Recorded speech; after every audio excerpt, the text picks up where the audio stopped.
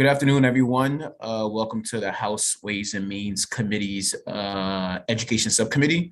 We'll get started now. For folks that are joining us, we have some rules of the subcommittee. Rule number one is that we will ask that everyone take their cameras off unless you're a member of the committee or our staff or our council. We also ask that you don't raise your hand as an advocate on here. We'll call on folks if any of the members have any questions. So does other things. And we ask that you mute yourself during the meeting as well. Again, you'll be engaged if our members have any questions on a particular bill. With that said, we have 3 bills on our agenda today. We have 2 that we've actually discussed in the past, and one that we've passed this committee, but in previous years. So let's get started. We'll start with House Bill 139. This is Delegate Lukey's bill. Alistair, can you give us a quick overview of the bill? I know we talked about it before, but then we also have some amendments, and we'll just discuss those amendments for us. Absolutely. So as introduced, the bill makes people in the Juvenile Services Education Program and Department of Labor employees who teach at adult correctional facilities part of the professional management state pension program. We have a couple of amendments. The amendments fix an error that was created last year by when we passed the Juvenile Services Education Program bill. We neglected to transfer specific programs over from MSEE to the Juvenile Services Education Program. So that's one piece. Additionally, there was some concerns raised by the Department of Budget and Management about the conflict with this Juvenile Services Education Program employees and other statutory provisions having to do with the hiring of those employees. So we just made clear that these provisions prevail in that conflict. And then finally, much like we did last year in the Juvenile Education Program bill, where we said that those teachers have to be akin to the Kerwin Career Ladder teachers, the teachers who are teaching adult correctional CTE sorts of things, we say in this bill, in a new amendment, that they have to have similar training to those who are teaching CTE at the high school level under the Blueprint for Maryland's Future. Thanks, Alistair. Are there any questions? Does everyone have the amendments? I know Alistair sent those out before. I just want to make sure everyone has a copy of it and can view it. Questions, Delegate Hornberger. Thank you, Mr. Chair. One of the things that was mentioned, I just want a little more clarity on. There was talk about migrating a cohort of employees who were appointed into permanent positions. I have some concerns there because, as we know, appointees are not hired in a competitive basis, but it sounds like they would be migrating into a permanent job non-competitively and then receiving the same benefits as those that did. Could you clarify that? Yep, Alistair. Yeah, that is true, Delegate. I think that this would put them on equal footing to many other employees in the state. They're kind of in this weird liminal space where they can be fired and for potentially not being of the political party of the governor. And so this would make those employees subject to all the other requirements. It's true that they're not going through that hiring process, but I think that given the new things we're asking of the Juvenile Services Education employees through the bill we passed last year, it's appropriate in this case to get them into the professional service. And Alistair, this is because these are teachers, right? Like we're requiring that they go through the standards of teachers as well, right? Yeah, that's right. So everyone here is teachers either in the juvenile, most of them are in the juvenile services thing, or they're people hired by the Department of Labor to educate adult correctional. And to be clear, are there any other teachers that are appointed in that manner in the state? No, absolutely not. No. Got it. Okay, cool. All right. Any other questions? Delegate Holmberg, did that answer your question? It did. Just to clarify, will they have all the same requirements met that every other teacher needs? Yes, they will. That was part of the bill we passed last year. Okay. On juvenile services education. Yep. Questions, Delegate Rose. Thank you.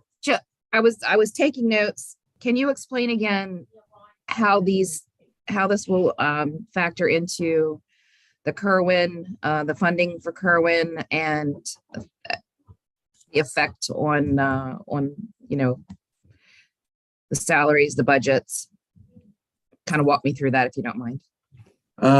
Yeah, so the budget for these people, most of this is controlled by this bill we passed last year, and that bill moved juvenile education from within the State Department of Education to this newly created program with its own superintendent and its own teachers.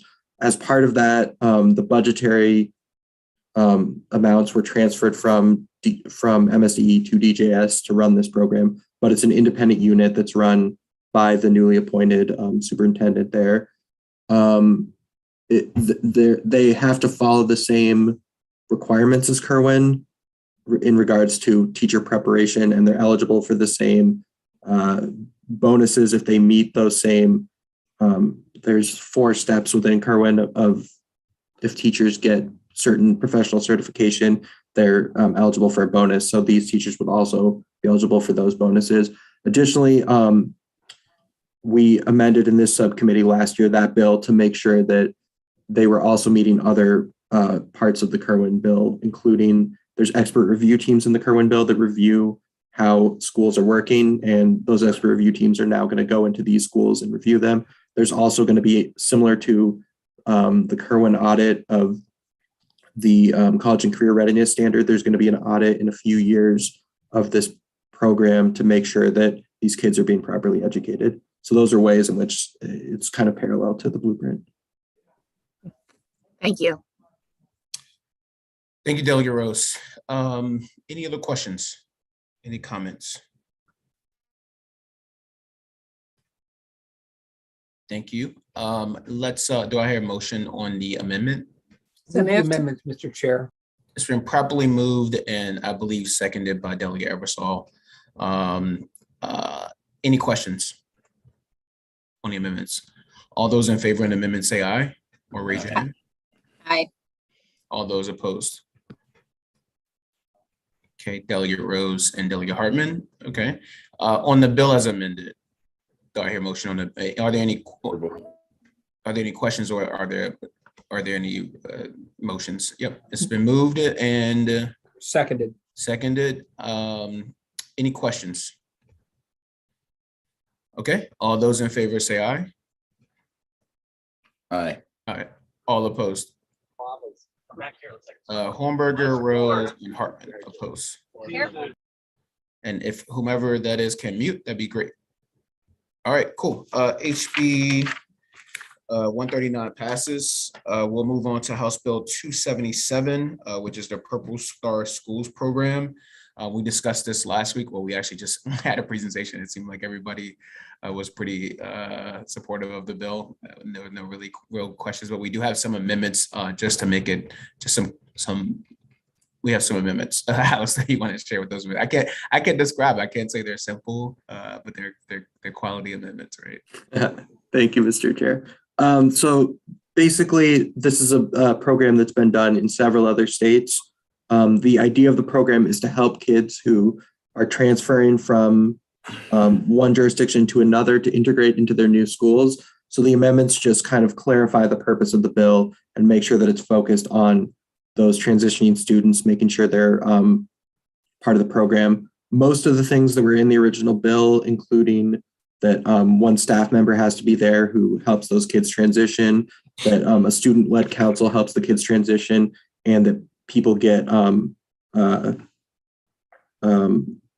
professional development to help the military connected kids is still in there. There was a provision that in order to be recognized, schools had to participate in particular things, and that's been removed, and the State Department of Education is given discretion to set criteria. They have to set those 3 things as the minimal criteria, but they can also set if they would like additional criteria, which is modeled after how California enacted this particular legislation. So this gives MSDE flexibility. That's right, sir. Got it. Okay, any questions? Move favorable on the amendments. There we go. Second. And probably moved and seconded by Delegate Rose. Any questions? All those in favor say aye. Aye. All those opposed? Okay, on the bill as amended. Favorable. So Second. then properly moved and seconded. Any discussion? Seeing none, all those in favor say aye. Aye. All opposed? Perfect, that bill passes. We'll move on to House Bill 468. This is Delegate Ivy's bill. Welcome Delegate Ivy to the Education Subcommittee. Thank you, Mr. Chairman. It's a pleasure to be here today. Of course it is. Just today? Just Not in today. general. Well, today I've got a bill on the docket, so. Right. Alistair, you want to tell us what this bill does, or even Delegate Ivy, you can tell us what this bill does if you like. Thank you. Yes, Mr. Chairman, this piece of legislation makes a small change to how our whistleblower complaints process takes place, specifically extending the amount of time that individuals have before they're unable to file civil claims against their local school system, and also make some clarifications. Alistair, I'm sure you could go further than that. Yeah, sure. So under the current whistleblower law, whistleblowers who have been retaliated against or allege that they've been retaliated against and would like to go to court to sue the schools for retaliating against them have to go through an administrative remedy period. However, under current law, that's not clear what that entails and would be up to each school system. So this sets clarity for the whole state, requires that the administrative remedial process lasts 30 days. And after that is resolved, the claimants are able to file their suits in state court. Awesome. Any questions? Seeing none, I'm gonna special order this bill until, no, I'm joking. Do I hear a motion, Delegate Ivy? Chairman, I'd like to move favorable. Okay, cool. Second. It's been properly moved and seconded. Any discussion? Seeing none, all those in favor say aye. Aye. All opposed? Cool. That passes. HB 468 passes, and that will conclude our list of bills today. We'll meet again next week to discuss several different other bills that are going to come up. We do have I think we have either the second highest number of bills on Ways and Means. So we have a lot coming our way. So where do we rank, you know?